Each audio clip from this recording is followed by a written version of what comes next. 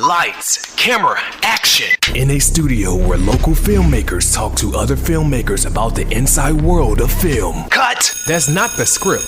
It. We'll fix it in post. Do you wonder how films are produced and what really goes on behind the scenes? Well, stand by. Filmmakers Kevin Mumphrey, Victoria V.A. Jones, and Carson Hype Ferguson explain all the details. Right here on It. We Will Fix It in Post podcast. Good morning, good afternoon, and good evening. Whenever you're listening, I thank you for doing so. I am Kevin Mumphrey, and this is It. We Will Fix It in Post. I am here with my co-hosts, Carson Hype Ferguson and Victoria V.A. Jones. What's going on? Today, we're talking about a recent situation that has rocked Hollywood to its core. The shooting that happened on the New Mexico film set of the low-budget film Rush that starred Alec Baldwin and also produced it as well. This is a situation that hasn't happened in over, 30 years? I don't know. I know Brandon Lee was the last. When was The Crow? Was that Crow down? Early 90s. Is it 30 years? Because I thought The Crow was like 2000s. No, that was in the 90s. Okay, all right. For real? The Crow was definitely in the 90s. What? 90 what? I don't want to say because then I'll be showing my age. And No, you won't. You talk about a situation, man. You got Google. I don't. Wait, look it up on Google. Look, how do you tell people you're old without telling people you're old? I don't want to talk about it because I haven't shown my age. Well, they don't know it. So you like, hey, I looked this up right now, and hey, I'm not fit to go out. I know it's the 90s because I remember. So is it early or late 90s? It's not late 90s. It's probably early to mid 90s. I don't know about that. Feel like it's maybe. You got a phone right there. You could Google right now. Yeah, you got your phone. No, I don't. Man, whatever. But I don't want to do it. Anyway, so how did you all find out? Oh, like I found out I was on Clubhouse and somebody said something about it because I had a media blackout day, and then I was like I saw like one of my buddies. I got a notification one of my buddies was like in a little Clubhouse room. And then whenever there's like a hot topic or something that just happened, he'll do like an immediate reaction room. And then I was like, what? And then I started like delving into it and trying to figure out all the information or whatever. And then more stuff started coming out. Like a couple of days ago, the girl that was the armorer started pointing fingers back. Boy, I mean, isn't it about time? Like that. That train ain't never late. Somebody got to take fault for it. Nope, not me. It's your fault. I'm like, it's gonna be hard. It's gonna be hard. Like everybody's at fault. Everybody. Like that dealt with the weapons. Everybody's at fault. Even some of the crew that knew about the situation is gonna probably assume some kind of fault. Maybe not liability, but some kind of fault though. I can see like liability. I mean, because Alec Baldwin's production company. Oh, he's exposed. He's mad exposed. And I mean, the armorer. I think the young lady you were talking about. This is like her second film. Yeah, like her first one. Like her dad is like a big time cat. Like as far as doing that, and I guess they were trying to do the whole like lineage kind of thing. Yeah, I can see that, and I mean it's like her second. And I can almost see that you would think she would. Okay, her dad has been doing it for years. You would have thought he'd have took that knowledge down to her. Don't mean nothing. She still has to be like guarded or still taught, even though what you said it was her second film. Yeah. Like her first one was with Nicolas Cage. Right. So I'm saying somebody else still should have been on set to guide her, to make sure, go behind her, to go make sure that she was doing what she was supposed to be doing. And I mean, but there's supposed to be some kind of apprentice. There's probably supposed to be some kind of apprenticeship program or something like that, right? Yeah, but you know how it is in Hollywood. Oh, my parents networking. I don't. I'm not in Hollywood, so I don't know how it is in Hollywood. But you brought up the Nicolas Cage film because I saw something recently where like Nicolas Cage went off on her, I think twice, because I guess when she was when she was like I heard when she checked the weapons, the guns, she would go and shoot them off to check them, to see if they fired or something like that. Yeah, and then like allegedly that one went off close to his head and like he's like cursed at her about his eardrums. Yeah, that's what I was hearing about it. Oh, VA, how'd you find out? Oh, it's my turn now? Yeah. Oh, before okay. we delve too far off. Oh, okay. Social media. That's how I found out about it. In the news. It's all over the news. Initial thoughts? You know, it is crazy the fact that, you know, somebody lost their life over that. To me, if I'm running the camera and I'm doing my job, gun goes off, and in my mind, you know, it's supposed to be, oh, okay, I'm safe on my set, I'm just doing my job, and I end up getting hurt. That's a problem. Your initial thoughts, Carson? I think, like, first and foremost, like, condolences to the family, Definitely, of the victim, and then the fact that maybe this is a larger problem. I mean, because we want in some circles or whatever, we want to talk about like guns being bad and all this stuff, but then we're kind of we're perpetuating like, you know, bad stereotypes and all that stuff. If there's multiple issues with the whole gun thing on set and then live rounds, you know, allegedly multiple live rounds being found on set too. That's a problem. And then there's like a gun safety problem in there. There's a bunch of problems in there. Bunch of red flags. Yeah. So big time. Like, I know in film you want it to be as close to realistic as possible, but we know it's not real, but you want it to deal with that line. So as far as like guns, I mean, do you think this will kind of like turn it down to like maybe we just use BB guns? To an extent, they're still going to, you know, find a way around it. Oh, we're going to make sure we're safer on set. We're going to go through these protocols and see what we need to do to change stuff to make it safer on set. But you know what? All they had to do is follow the protocols that are in place. I actually get upset at like, you know, companies that get into safety situations and they're like, oh, we're going to do X to make everything happy. Try to cut corners. Yeah, and I'm like, yo, but if you had followed all your regulations and all that stuff to begin with, you wouldn't be in this situation. And it's not like a norm. I mean, you hear a lot of accidents that happen on set, but not like this. Nah. So I mean, like back when, again, we were referencing The Crow, when that happened, I mean, there was significant changes that happened after that. Yeah. And you never. Now, another thing I was thinking about, you don't necessarily know who the armorer was or whoever was supposed to handle the guns on set during The Crow. But with social media and the internet, Right. we all know who the maybe all three of the people who were supposed to check that gun. So how do they work again after this? At least three. You got Baldwin, you got the armorer, and allegedly the AD. I don't believe the actor is supposed to check the gun. You know, like there's some actors or whatever, they'll have the AD or armorer like open the gun up to check to see if there's like there actually blanks. There's actually some actors that demand it. Oh, Do they have to demand it though? They don't have to demand it, but there's a process. I don't know what the process actually is, but you know, in that process, they have the right. Right. But I'm saying if they don't have to. But look. And honestly, they may not even be thinking about it. At the end of the day, if you point a weapon at somebody, you know what I'm saying? It doesn't matter if it's real or not. You do suffer the consequences on what happens on the other side. And then I understand people's sentiment toward like not necessarily blaming Alec Baldwin, but I'm like, yo, he is an executive producer, and typically the money guy, you know, is like kind of out of it. But when you're on set, you're kind of guiding that whole thing.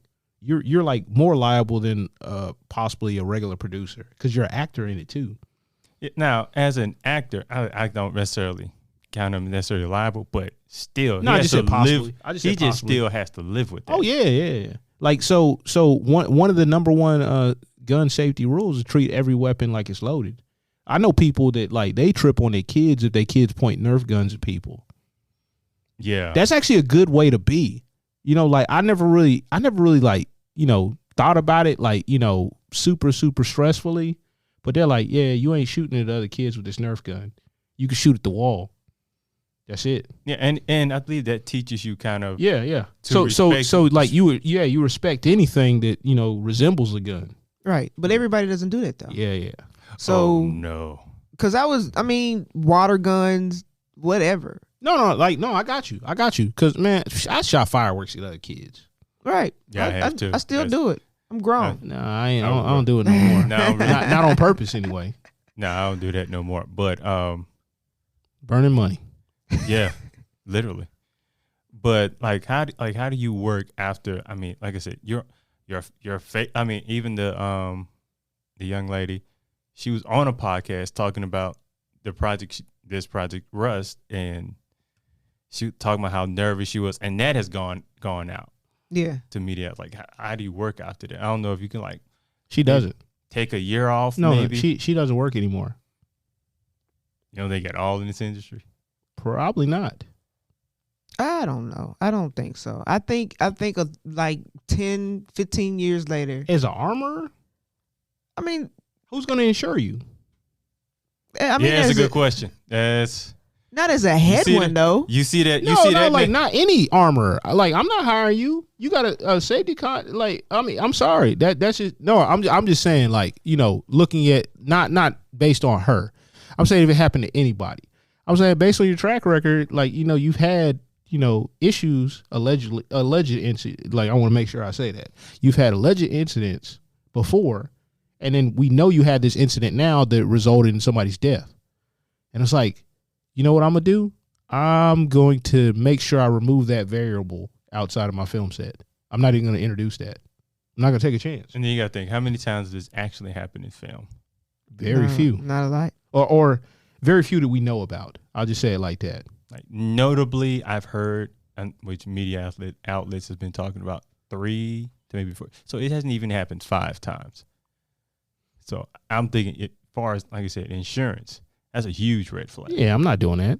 I'm like, why take the risk? Right. There's nobody else to hire. You can't just get a weapon expert off the street. I mean, that's like, you know, got time in.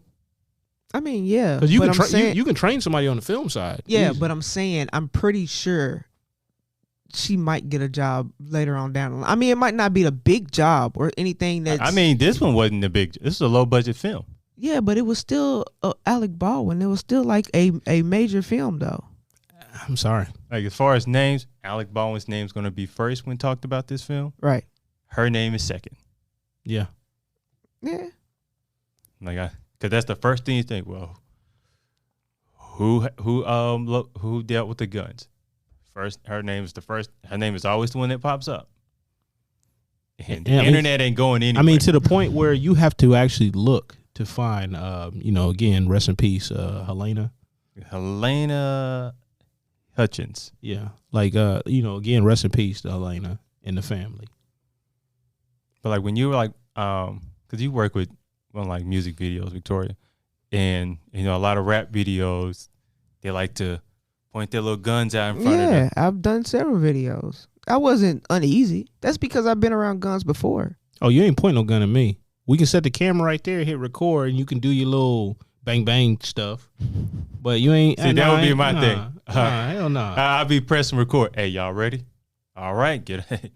Gangster style. Do your thing, buddy. But at the same time, I understand that. I don't do it anymore, but I understand that. But at the same time, when I was doing those, I was more into the shot and what was going on. I wasn't really thinking about, oh, they're pointing a gun at me. Is it loaded? Oh no, like you ain't pointing no gun at me. No, I know no, but, you. But I'm saying like that's my mentality, just being around guns though. Yeah, okay. So I understand was there like, okay, before you would do those shots, like, what was there anything that you were like, okay, let me see? Don't incriminate yourself. Well, we want to name the artist now. Like, you would look to see if it's loaded, or like, were there any steps you would take? None of that. So you were kind of taking a risk, even by doing those shoots. Yeah, but I mean, it only takes a few pounds of pressure, and one dude jump a little too high, and land a little too hard, and I said, I don't do it anymore. Okay, if I ever do videos again, I'm not going to do that. But at the time, it wasn't really. If you're going to do videos, I would suggest you do classical music videos. I don't know if that's a thing. Like jazz. Look, classical piano. Yep, it's really nice. Sit right at the piano. Boring. It's a temperature. You gotta get real creative. It's in a temperature controlled environment. No, absolutely. You get all types of shots. You'll be amazed how creative you can be when you just got to get one shot of a person sitting at a piano. That's boring. I'm sure you can make it work. I mean, I could, but that's still boring. Like, y'all know what to do with the piano. I need pull a some- gun out. I need some more action. I ain't gonna lie. Like there's a cat on YouTube I've been watching on the piano. There's actually two of them. One of them he does like this the Michael Jackson cover for Bad, and then he does Smooth Criminal. He does a bunch of like like older R&B songs. He got like 3 or 4 Michael Jackson songs, and it's good. And he's like he's like be slapping or whatever, and it's creative the way the video shot is good. I mean, I'll probably do a saxophone. Somebody playing saxophone. I might do a video from that. There's a chick on. Her name is Sax Bay. That's her name. But Sax Bay. She plays with me. No, I've heard of her. I haven't really watched anything. I be like as far as like the performers and stuff like that. There's one girl here in Nashville. I'm not gonna mention her name, but she does. There's another one that's Pocket Queen. She does the drums. Oh, she's a drummer. Yeah, and she like has a bunch of loops or whatever that she's like been putting out. Where having people like, hey, go ahead and sample this. So like basically giving permission. I'm like, yo, that's pretty smart. I feel like you showed me some of her work. Probably. You or VA. Probably. Not sure. But you all heard the term like all publicity is good or is good publicity. That is a lie. Oh, this ain't good publicity. That is a straight up lie. I mean, honestly, before no one heard about this film. I didn't know Alec Baldwin was working on the film. Well, what do we really know when he's working on anything except for SNL? It's a good point. But like, do you think they should finish the film? No. For what? What they gonna finish it for? For it to flop? I mean, it's gonna flop. I mean, with all you this, would with think all this going on, people are going. Wait, hold on. This is the same person that said, old girl gonna work again, like 10, 15 years. But yeah, she might.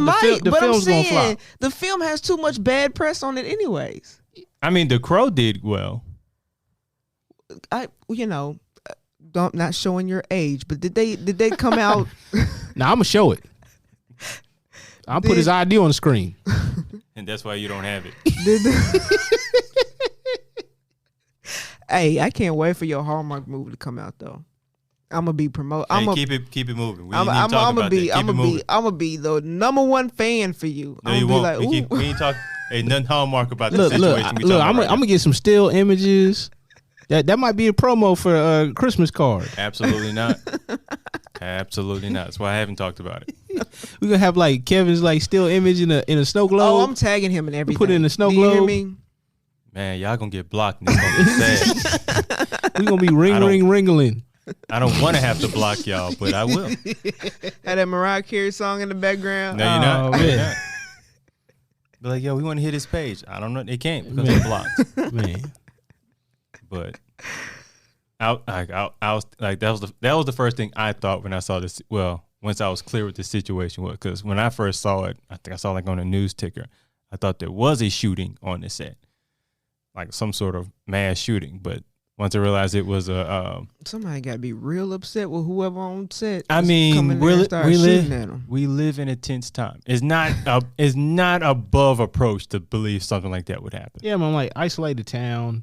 I mean, like, because the first thing I try to do is like not go to judgments. I'm like, well, this doesn't make any sense. You're not supposed to have live rounds. Maybe it was an issue with the blank. I don't know. And I think they just reported that it was a live round found. Well, there's been conflicting stories, and it's really weird, like how I've seen some of the reporting. There's been conflicting elements, like both ways. Yeah, that's because I've seen one or two that like there was a live round. But I did hear allegedly, because I can't confirm this, but allegedly the sheriff that actually did pick up like 500 live rounds. 500. Yeah. What kind of gun was it? Some kind of revolver, like a Colt 45, I think, is what I've heard, allegedly. Everything's alleged. I would hope, because I mean, why would everything's you have, alleged. Hey. why would you have 500? Hey, allegedly, Kevin. Real. Allegedly, Don't VA. say my name. Allegedly, Don't say my VA. name. Ain't nowhere. Don't say my nowhere name. near this. Alleged. Like, why would you have 500 live rounds? Allegedly. Yeah, if he did, because I would think you would practice with blanks. I would allegedly practice with blanks. That's you though. Alleged. But That's okay. allegedly me. Come on, let's say it with me. Allegedly. yeah, let me ask you this: since you're a director, when how if you're shooting something that involves guns, how well versed do you believe the director should be with guns? Oh, very well. Why would I go on my set and not know what's going on? That's just like when The Grinch came out with Jim Carrey. Yeah. What was the director's name? I don't remember who directed. He was in dang. My mind went blank. Well, anyways, he dressed up as the Grinch along with Jim Carrey just to, show him that, I'm going through the same thing that you're going through, because he said, he had to put on the contacts, all the makeup and stuff like that. So me personally, I would, I'm gonna go check everything. You gonna go that far? Yeah, I would check You gonna put on a prosthetic? Put on a what? The prosthetic? Like the mask and contacts? Yeah, if it's gonna make my main actor or actress comfortable. If they're not, you know what I'm saying? I'm gonna show you that I'm right there with you.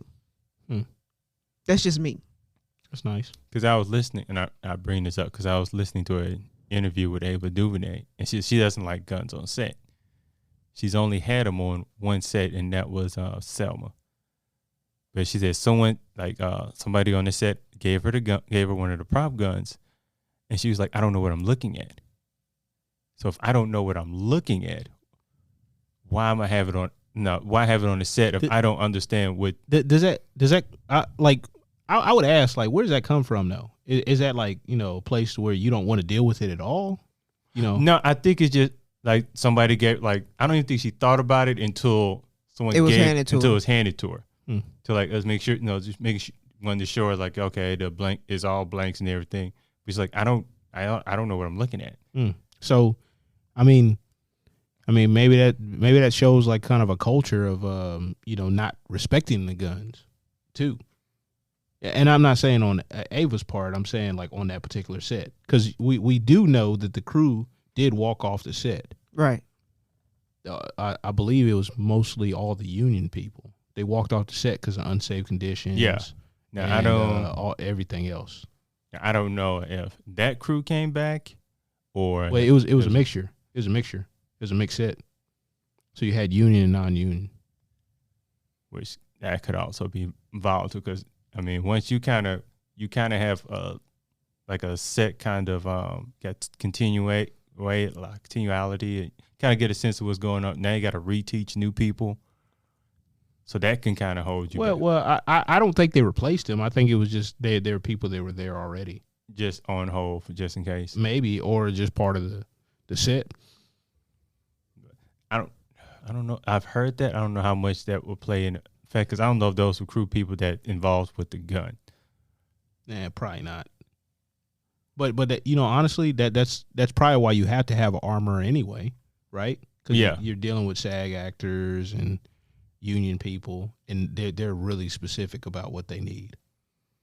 And this is like right after, literally this situation happened the week after they kind of signed the agreement. Now, what could throw a wrench in this is that deal isn't ratified, and there are people within that union who's not happy with that deal that they cut out. I don't know if that, because it's a low budget and there's specific cutouts specifically for low budget.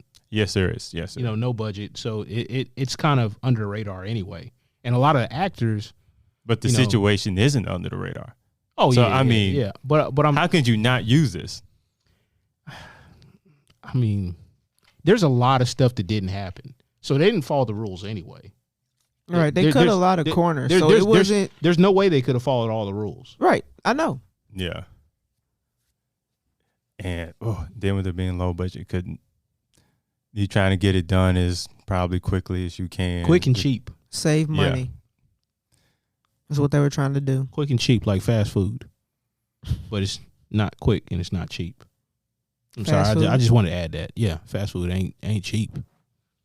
Depends on where you go. Get you in the long run. Depends on where you go. Get you one of the meals. Get you a number 3 from anywhere.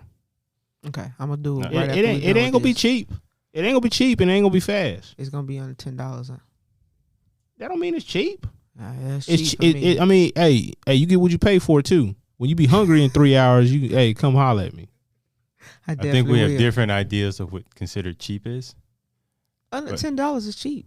Yeah, I don't think Compared that's the case to for 1950s. We not in 1950. 1950. Like, That's a lot. In relation. That's a long time ago. No, but I'm saying like if you scaled up that whatever, I'm like, yo, okay, if a meal was like around $3 or $4, to me that would be cheap. A $3 or $4 meal would be cheap. You're north. You're north. What's a meal that's going to run you $3?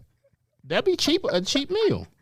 No, I'm saying what? I cannot picture like a salad. Anything Yeah, but I'm over saying, $5. I'm saying, yo, I can go to a grocery store right now, and I can get better food, more portion, for cheaper than most fast food restaurants. What are you eating? What are you talking about? If you go get a meal from a fast food restaurant, I can go. I can go to a grocery store right now and get a meal, ready-made meal at the grocery store. I'll have more food and it'll actually be cheaper. You know what I'm saying? Yeah, I get you. What are you getting from this store? What, from the grocery store? I know you can get like a chicken strip meal. You can get like, a meat and 2 sides and a roll and a drink. For You're like talking less. about when you For go less. up to the thing that's already cooked. Yeah. For Maybe. $3 to $4. No. I'm saying for the See, Keith, that's where I was stuck at. I'm saying cheaper than the fast food. But I'm saying to me a cheap meal will be like $3 to $4 would be a cheap meal. Anything above that ain't cheap no more. Man, we in inflation. You ain't getting nothing for $4. Exactly. But so Anything under 10. That's my rule. that is. It's And cheap. honestly, if we weren't in inflation, I would have asked you to lower that down to about 8. Under $10 is honestly, it's probably a correct number. But so, do you think there should be any charges? Somebody needs to be. Somebody's gonna be held accountable. Somebody. Somebody's gonna be held accountable. Because we know, liable. Oh, it's gonna be lawsuits all over the place. But Like, I mean, liability. There's no question. I'm like, I don't know. It depends on the actual circumstance. All the things we know right now is kind of hearsay. We don't know any definites, and then we probably won't know until something goes to court, possibly. so, But I mean, the sheriff said charges could be filed. yeah, and they did a briefing a few days ago. Yeah, charges. They said charges for anyone is not off the table.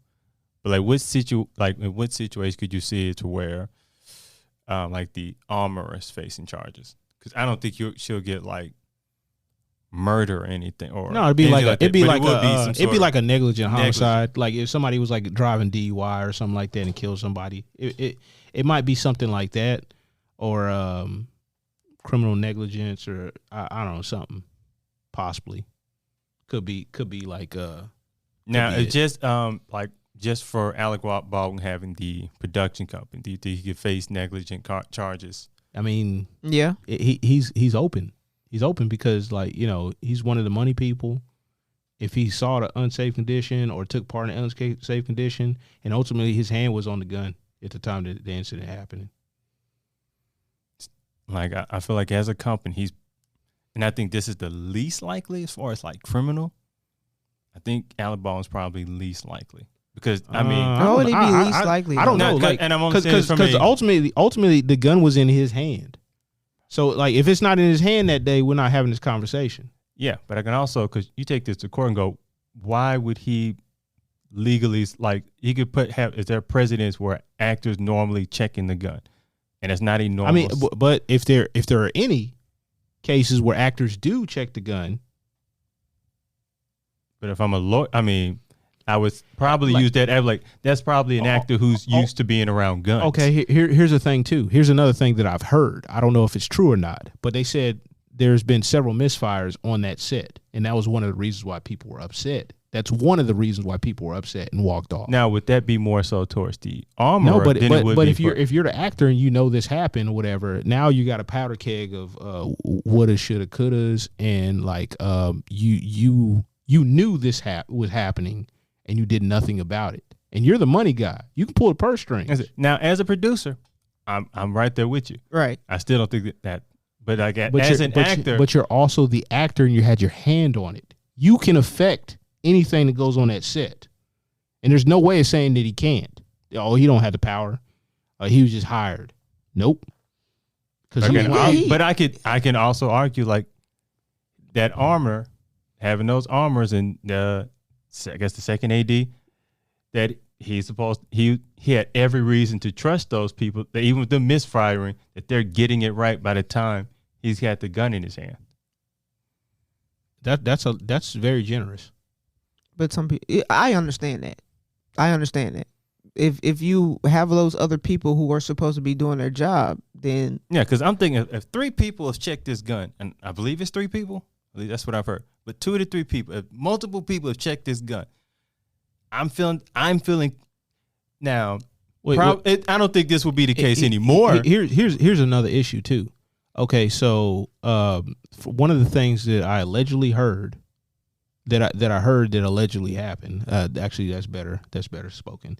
One of the things that I heard that allegedly happened was that the armorer wasn't loading the weapon, and the either AD or second AD or whatever, the second AD or something like that was the one that actually handed Baldwin the weapon.